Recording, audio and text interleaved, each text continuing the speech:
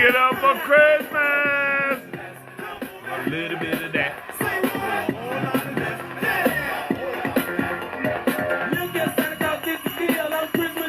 That's one of my favorite Christmas songs. Yeah. This ain't no Silent Night right here, buddy. This ain't no Silent Night. This ain't no Let It Snow. This ain't no Jingle Bell. It's that ghetto Christmas. That's that, hey.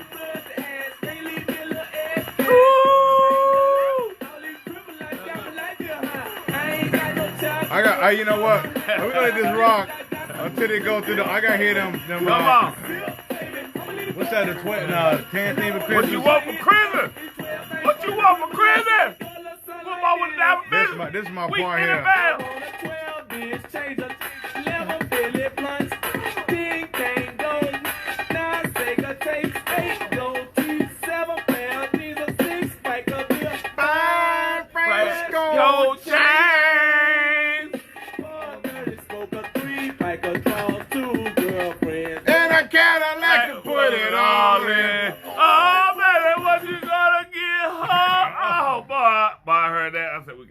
This morning, NFL Week 15 football with the Jefe Fishing, Homeboy Fishing, ChocolateJefe broadcasting live from secret location, camera room. This is the reason for the season, folks, and this is ChocolateJefe as indicated, Homeboy Fishing. Let me give you the rundown right quick. You know how we get down, man. We're going to start off with the fishing forecast today. We're going to get into Georgia high school football. The playoffs taking place this week. And then we're also going to get into the Fool of the Week, which I always love that segment. We're going to get into my chocolate chip of the week from the ChocolateJefe, and then the big games in the week. Want to start the show off first. I want to give a quick shout out to my frat brother, Bernard Sumter. One of the coaches, we'll talk about that. Of Dutch Folk High School. They beat our Dorman Cavaliers in overtime. I heard there was some shenanigans with the Zebras. But hey, that's because it was played in Columbia. I heard the game would have been different. It was played in Death Valley. Yeah, Death Valley is the other Clemson. Yeah, I mean, and which is Dorman. Is that 5 in a row? But congratulations to Dutch folk. Yeah. And now we are done talking about that football. But let's get into the fishing. Look here. After this show, I'm going fishing. I'm going crappie fishing. So let's get this thing on the road. Crappies make me happy. The other week I caught about 30 crappies. 30. I ain't even bad fishing. What is that right there? But look, this right here was funny. Look, Shauna comes to him. She was like, "Hey, we got a pool table down there, but it seemed to become a fishing headquarters. And you got a table on the other side that got fishing stuff." Well, I said, "Well, when I spread it all out on the pool table, I could see it all." She said, "There's a thing down there. If somebody would have walked by, they're gonna look out and grab like Fred Crook. This right here is what she was talking about." Man, I'm scared to touch that. I'm not even touching this shot. Look at that. This right here. That's called an umbrella rig. Got a fish head and look at all these hooks. Yeah, you run a little. So what do you use this Jingle Bell Christmas tree ornament thing for? Well, this is what Terry Pryor used, right? No. But he had it hooked around. He got a Christmas tree like that. And didn't he have bass about his big? Yeah. But right here, you're supposed to put swim jigs. Rubber swim jigs on each of these. And when you're fishing deep water channels, and you troll with it. Yep, troll with that. You just troll with this while you're going down deep channels. Hopefully a big striper, or you can run across a whole group of stripers. And she said, "You need to get that together." Bro, this stuff look dangerous. I know. Look at all these hooks, man. Look at all them hooks. She said, "It's like Freddy Krueger down there." So, hey, Shauna, I got that stuff together. I'm going to put up the umbrella I need you rig. to put that way up the screen. We're going to leave right here in the middle. No, I don't want to get right up the screen here, man. But you know what? Don't forget to follow me on Instagram, Homeboy Fishing-91. I will be crappie fishing today. And you know what? Get some. Hey, good morning, Mom. Hey, check this out, folks. I told you part of the rundown here is the Georgia High School football legs. Listen here, college season is over, so we got just one show. One show, it's gonna be everything in one show, and this is it. I'm scared. So it won't be a part 2. Georgia playoffs started last night. Georgia playoffs are so big they have to do it over 2 days, not one. Last night in the rain, pouring down. And last night was nasty here in Georgia. And then also, as a disclaimer here, the games are not in the Mercedes-Benz Dome. They're at Georgia State University. Outdoors. Last night, the machine called. Eagles Landing Christian Academy rolled over Wesleyan, 33-13. You also had Dublin beat Brooks County 42-32. You had a very good one. Buford. They've been known to win state championships, and they won again. They beat Warner Robbins 17-14 in OT. And then Harrison and Altoona, you mentioned they're very close to each other. 8 miles from each other. They played each other last night in a good one, but Harrison prevailed. That was 7-8. 20-7 over Altoona. That was a good game. Those were some great games last night, but we got 4 good ones today. We got Marion County at Irvin County. You got Cedar Grove at Crisp County. That should be a very good game. Shout out to Andre Harris. I think he's going to that game today. We also got a Coney at Blessed Trinity Academy. And the big one. Baby boy. The big one. I mean, these two teams are really good. You got Lowndes County, 14-0, undefeated, versus Marietta. Marietta has had that stick all year and has been on TV several times, playing teams across the nation. Yes. They played a team in Pennsylvania and in Maryland area. Well, Homeboy Fishing, who do you got in this big time matchup? I got Marietta. Marietta. Let me tell you why I have Marietta. They have, I think, 9 Division I commitments. They do have some 9 balls. Division I, and they want to go out on top. They're going to utilize these receivers and hybrid backs they got, and I think this is not even going to be a close one. Well, I have to agree with you on that. I disagree with Marietta. you. I'm going with Lowndes County. Lowndes County has been putting a stick on everybody this year. Everybody. They ain't played nobody. They played everyone that Marietta's playing. They actually beat Valdosta down there, and they beat, I don't know if they played McKeachin. But anyway, Dre, I gave you a shout out, dog. Good luck to Cedar Grove today.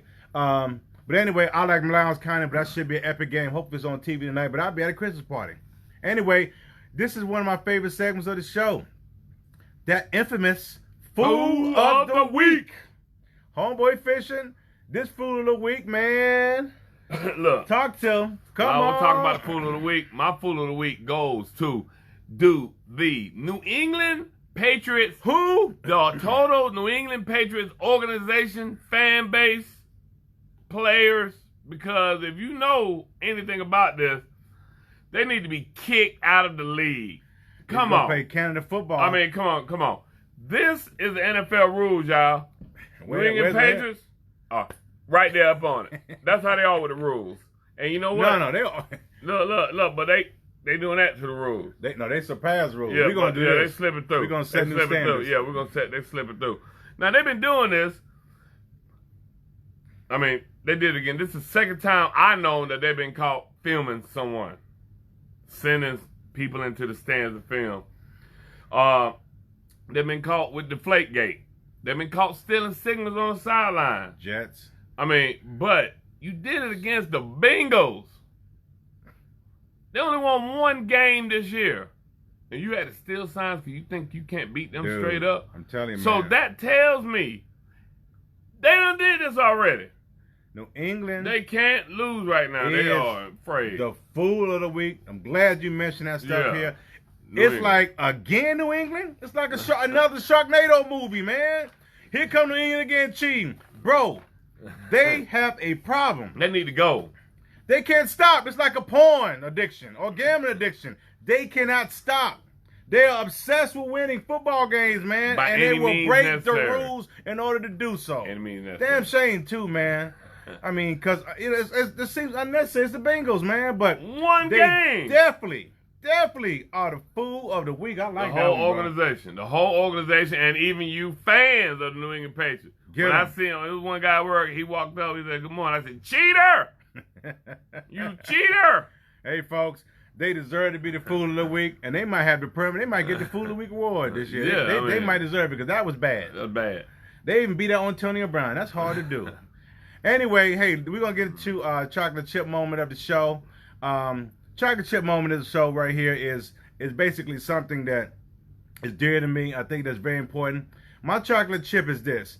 Teach your kids how to manage money before they leave your house.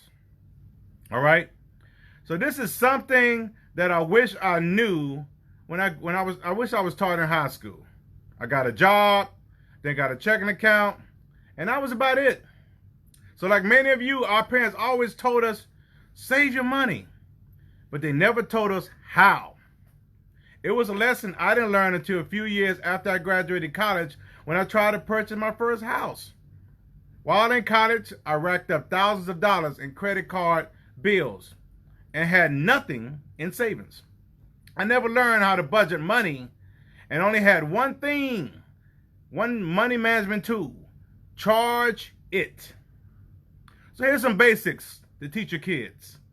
Number one, teach them, open up a checking account to them and teach them how it works. Number two, teach them how to create a budget and more importantly, how to stick to it. Teach your kids how to pay themselves first and then pay everyone else. Now that sounds easy as hell as I say it, but it's hard as hell. I tell people that you pay yourself first. And they pay yourself first. What you mean?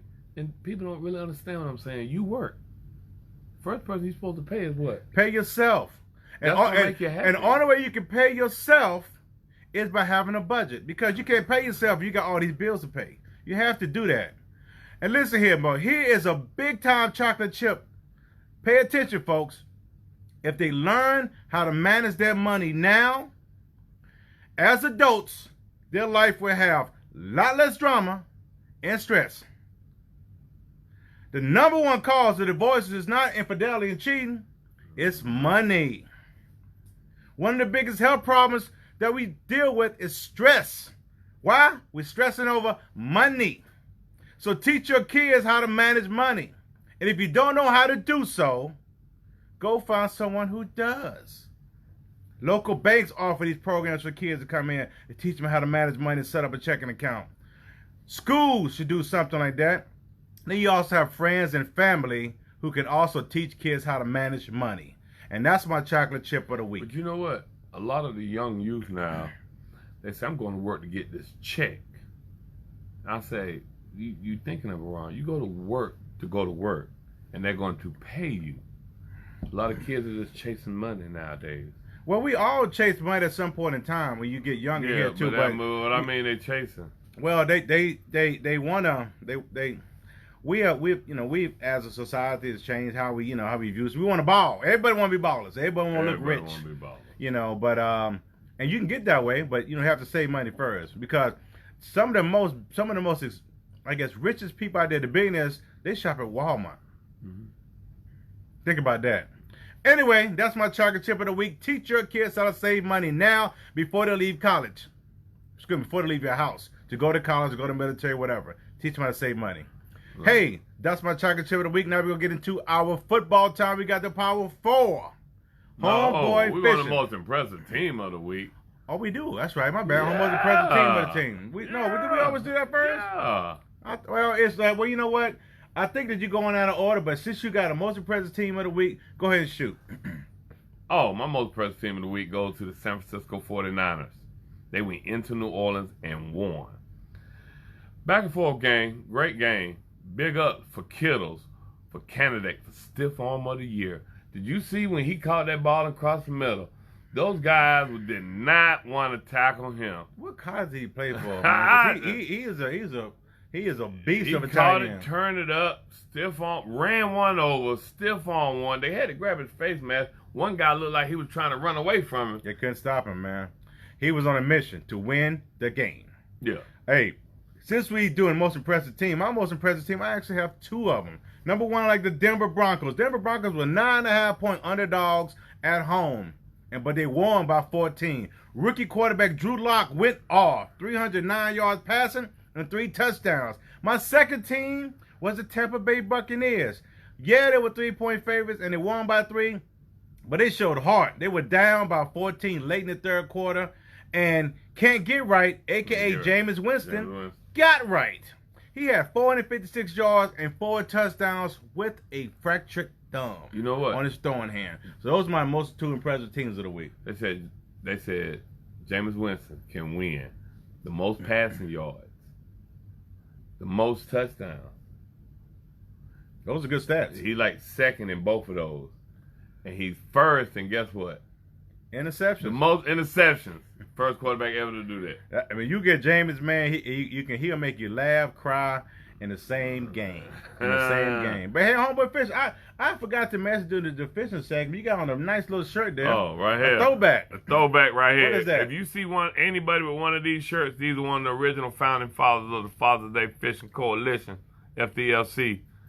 These right here was made by no other than Terry Pride. Author. Right. Look here. Look. And this is before the homeboy fishing epidemic hit. Hey, folks. Look at the back of it. What it say? It says Steve. You know why? Terry Pride made it. My name's Steven. Let's roll. Let's get to the powerful. Who you like? Oh, look here. My number 1 team goes to the Baltimore Ravens.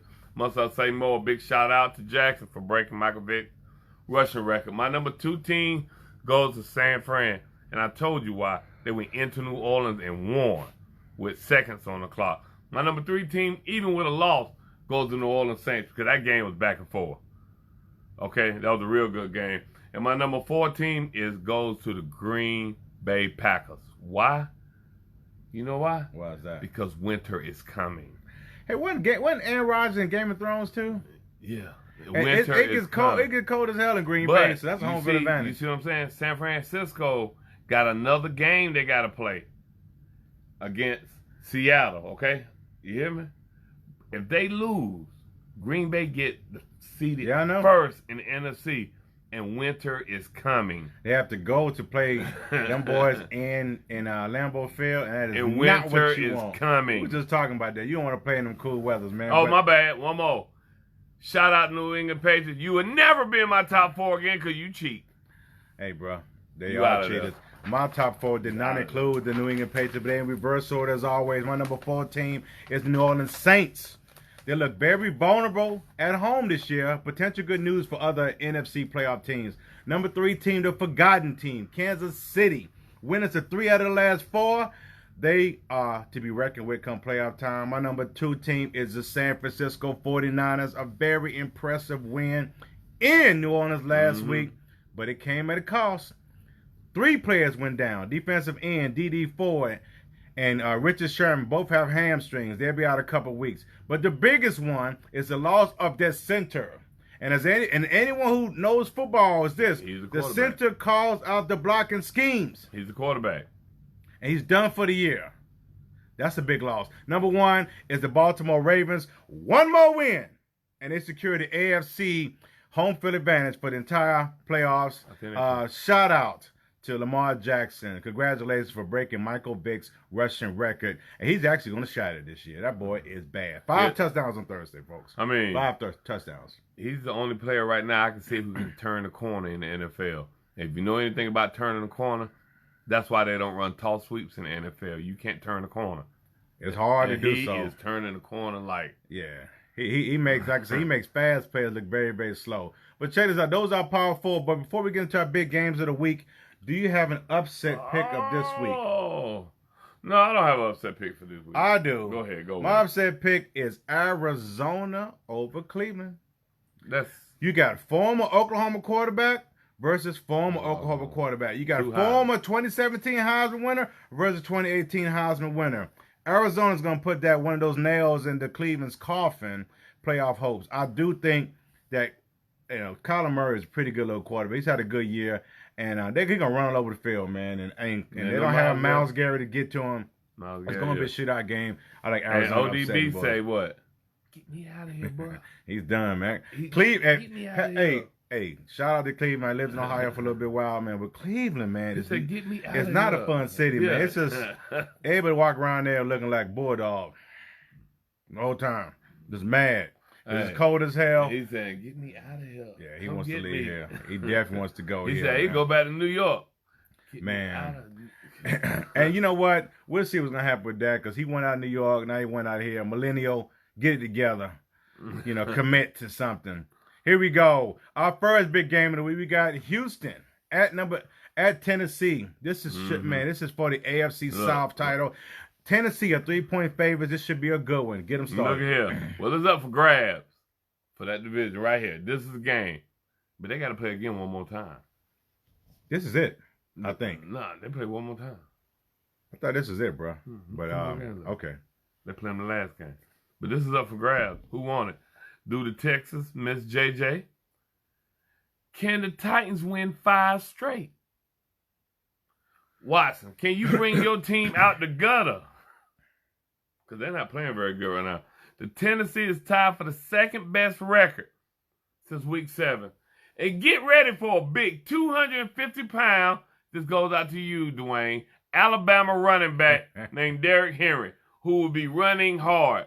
Alabama running backs running football this year. Man. Him and Mark Ingram. They're running that rock this year. I gotta give him credit. Jacobs at Oakland. Jacobs at Oakland and Bo Scarborough in Detroit.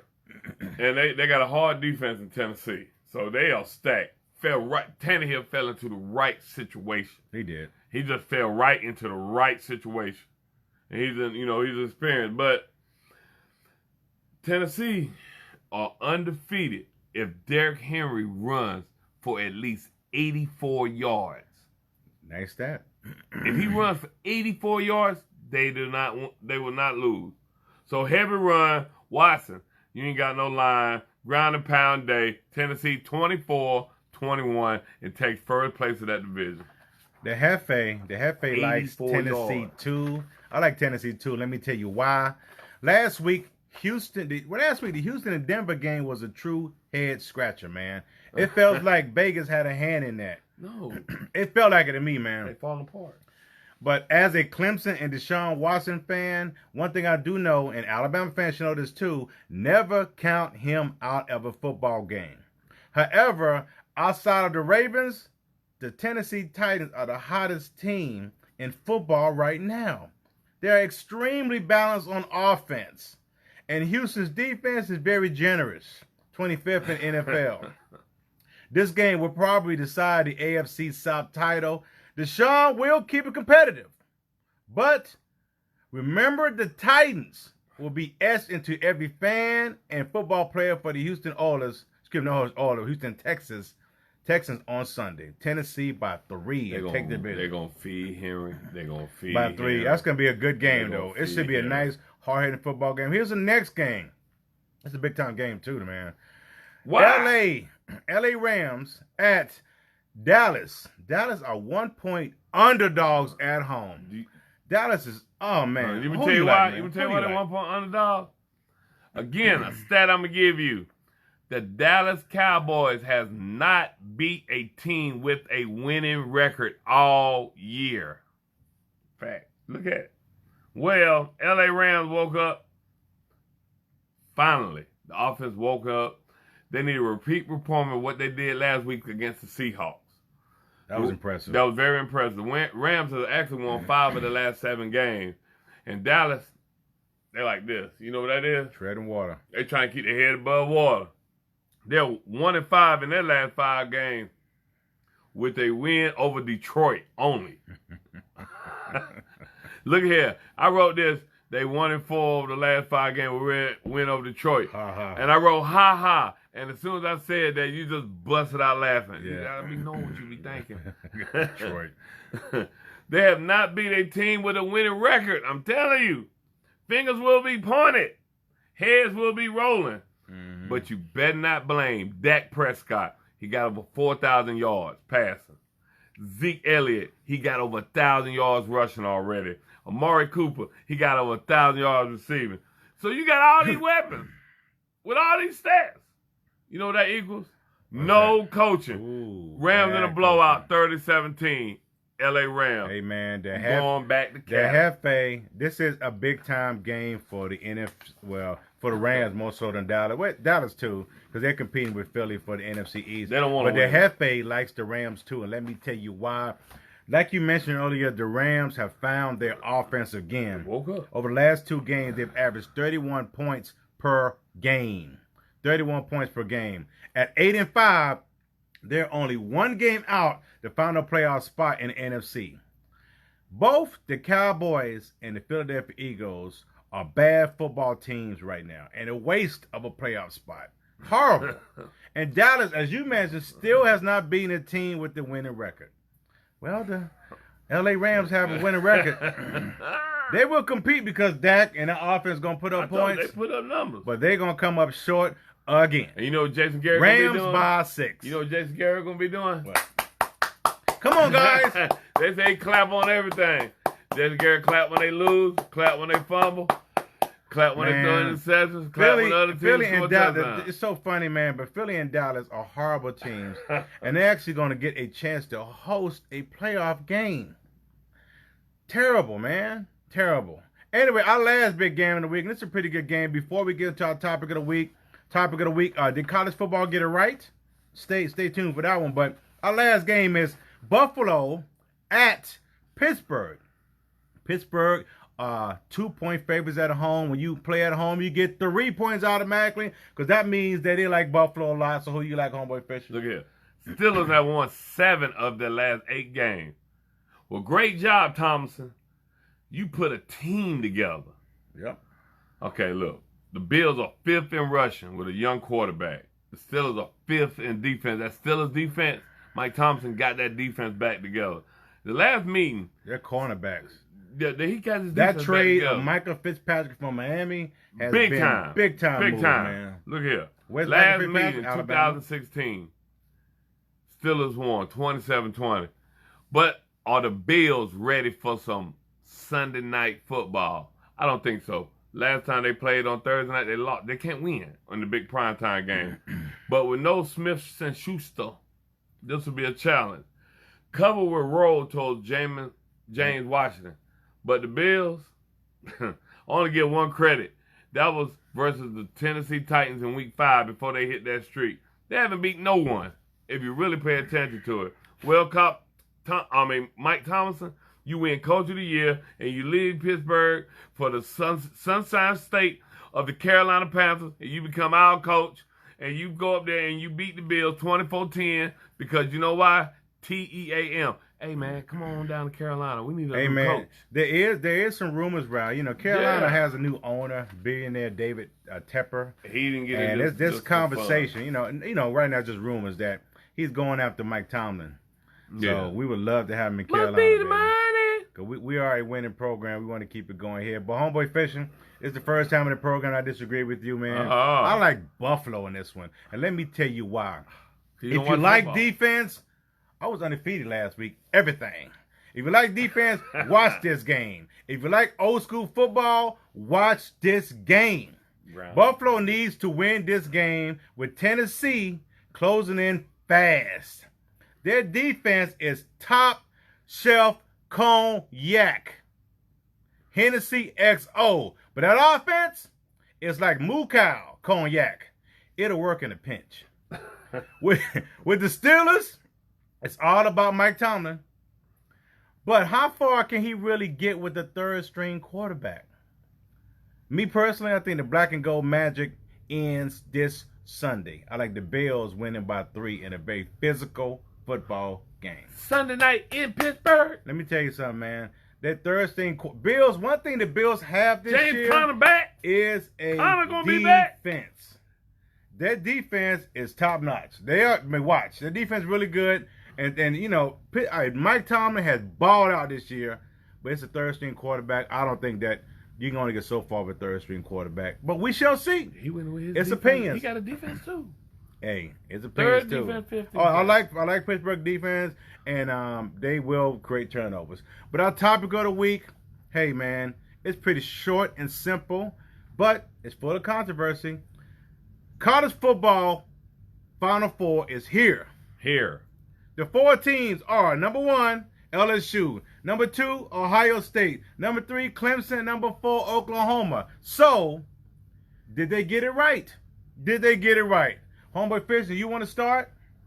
Look here. They got Ohio State playing Clemson. They have Oklahoma playing LSU. Listen here. Ohio State versus Clemson what? Tigers. Oklahoma versus LSU what? Tigers. Clemson home field is called Death Valley. LSU home field is called Death Valley. They're playing the championship game where? New Orleans, right? That's when driving distance for the Clemson fans. And Baton Rouge fans too. LSU gonna be deep in that. They'll be deep, and so will Clemson. They travel. Listen, they can sell it. Justin Fields, you had a great year, but did they get it right? Yes, they got it right, 100%. Alabama out of it, Auburn out of it, all these fair teams, but still, to make everything fair is fair, this is college football. And any given Saturday, a team can be beat. Most definitely. So me personally, I think they should have still add 6 teams to this, give 1 and 2 a bye. I think that the college football players is a very good start. I think it's better than the the BCS piece we have right now, because the BCS probably would have Clemson out because they didn't play anybody this year. But to your point, I think when it's all said and done, we'll talk about it later on in the show.